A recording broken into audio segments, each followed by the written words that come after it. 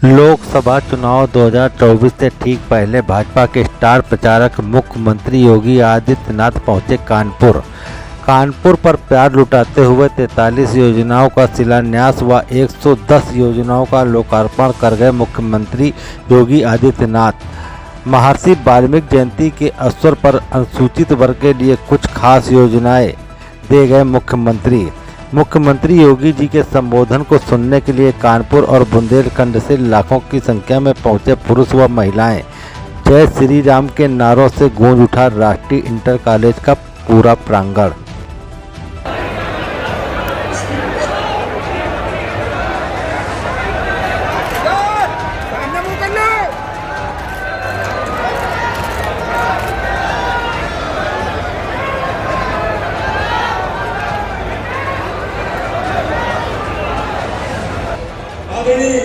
अपने समस्त विधायकों से आग्रह करना चाहता हूँ। गौरी शंकर वर्मा जी, श्रीमती कृष्णा पासवान, सरोज कुमार जी, डॉक्टर सुनील जी, श्रीमती रश्मि आर्या जी और क्षेत्रीय अध्यक्ष आदरणीय राहुल जी से बड़ी मात्रा से माननीय मुख्यमंत्री जी का स्वागत करने के लिए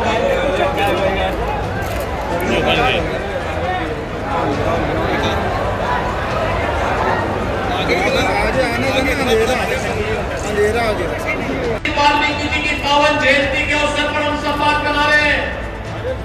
प्रदेश सरकार ने तय किया है कि जितने भी सफाई कर्मचारी होंगे, इन सफाई कर्मचारियों को न्यूनतम वेतन देने की गारंटी सरकार देगी। मुख्य सचिव के नेतृत्व में हम लोगों ने कमेटी का गठन कर दिया और हमने कहा समय से रिपोर्ट दो, कोई उनका शोषण न करने पाए, इसकी पुख्ता व्यवस्था की जाए।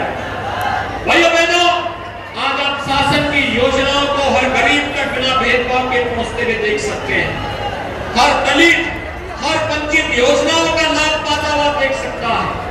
आज समाज के अंदर हम लोग देख सकते हैं कैसे योजनाओं का लाभ प्रभावी ढंग से उन लोगों तक पहुंचाने के लिए सरकार के स्तर पर किए गए प्रयास आज उन तक देखने को मिल रहे हैं। आपने इन चीजों को अनुभव किया होगा। 2017 के पहले प्रदेश के अंदर अनुसूचित जाति जनजाति के उत्पीड़न की घटनाओं को जिस तरीके से नजरअंदाज किया जाता था, आज देख रहे होंगे कि उन सभी गरीबों को, वंचितों को, अनुसूचित जाति और जनजाति से जुड़े हुए लोगों को उनका अधिकार देने का कार्य किया जा रहा है। कोई उनके सम्मान के साथ खिलवाड़ न करने पाए, इसके लिए सरकार के स्तर पर प्रयास किए गए हैं और सरकार के इसी प्रयास का परिणाम है कि आजादी के बाद जो विकसित पड़े हुए थे, जिन लोगों तक शासन की योजनाएं नहीं पहुंच पाई थी, ऐसे पंतालिया समाज से जुड़े हुए लोगों को राजस्व गांव का दर्जा दे करके समाज और राष्ट्र की मुख्य धारा के साथ है, मुसहर है, वनवासी है, बुक्सा है, ये जितनी भी जनजातियां थी, अनुसूचित जाति से जुड़ी हुई जातियां थी, जिनको शासन की योजनाओं के साथ 70 वर्षों में नहीं जोड़ा गया था, उन लोगों को योजनाओं के साथ जोड़ने का कार्य किया गया। उन्हें मान्यता दी गई।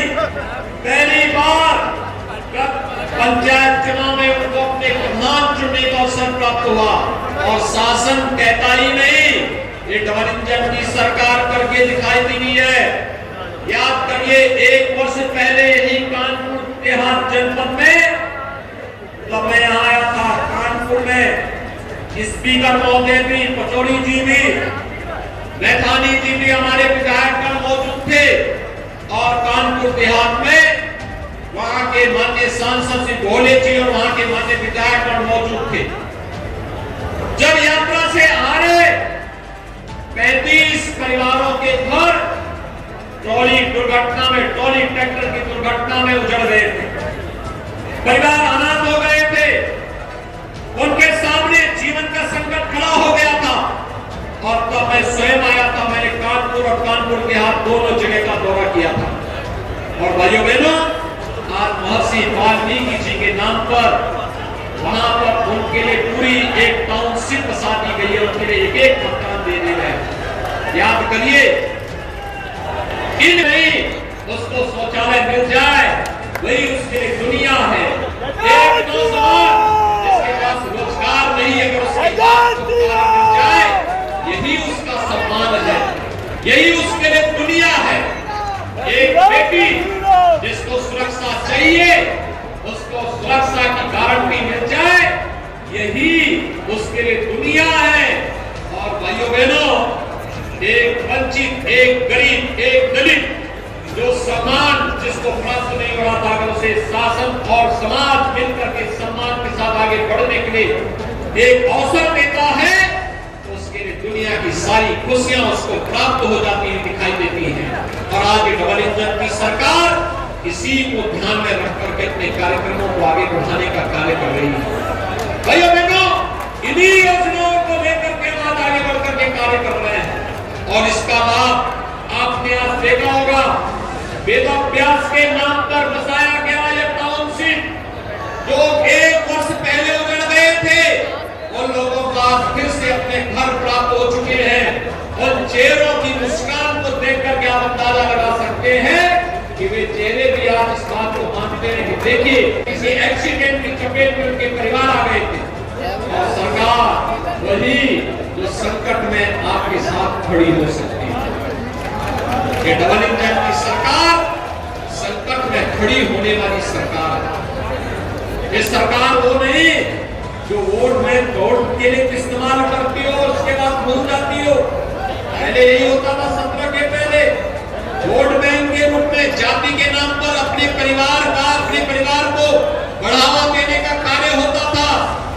समाज के सामाजिक ताने बाने को छिन्न भिन्न करने का प्रयास होता था।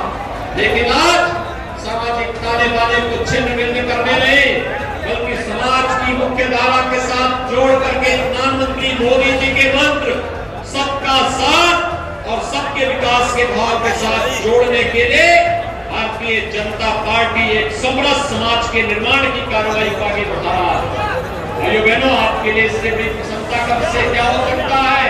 सीएम मुल्क जी अपनी सेवा दे रहे थे और आज वह कन्नौज से विधायक भी हैं और साथ साथ उत्तर प्रदेश सरकार में समाज कल्याण विभाग के मंत्री भी। आपने देखा होगा बदलते हुए भारतीय जनता पार्टी कैसे एक एक व्यक्ति का हाथ पकड़ करके आगे बढ़ाने का कार्य कर रहा है। 1.5 वर्ष पहले राहुल बच्चा सुनकर यहाँ घूमता था, आज विधायक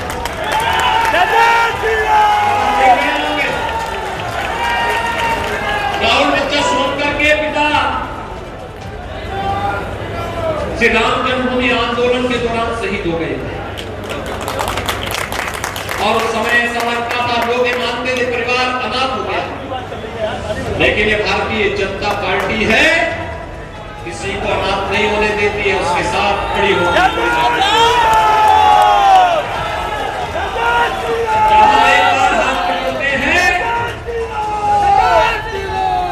बहनों, फिर हाथ छोड़ते नहीं हैं, उन्हें सम्मान के साथ आगे बढ़ाने का कार्य ही करते हैं।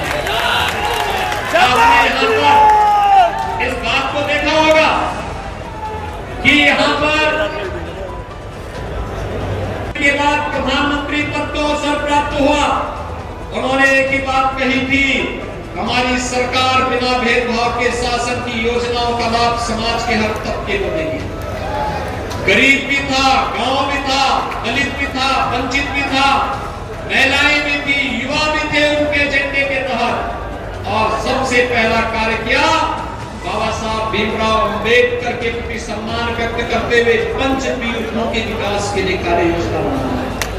भाइयों बहनों, पंचतीर्थ किस रूप में विकसित हो रहे हैं आज ये आप सबके सामने है। बाबा साहब भीमराव अंबेडकर से जुड़े हुए आपने देखा होगा, वो जहां जन्म हुआ था मध्य प्रदेश में, भव्य स्मारक बाबा साहब भीमराव अंबेडकर का बना हुआ है। बाबा साहब भीमराव अंबेडकर ने अपने सार्वजनिक जीवन को दिल्ली में जिस सदन में बैठ करके व्यतीत किया था, वहां पर बाबा साहब भीमराव अंबेडकर का भव्य स्मारक, बाबा साहब भीमराव अंबेडकर ने इंग्लैंड में जाकर के अपनी उच्च शिक्षा वहां पर उसे भवन को खरीद करके अनुसूचित जाति के युवाओं के लिए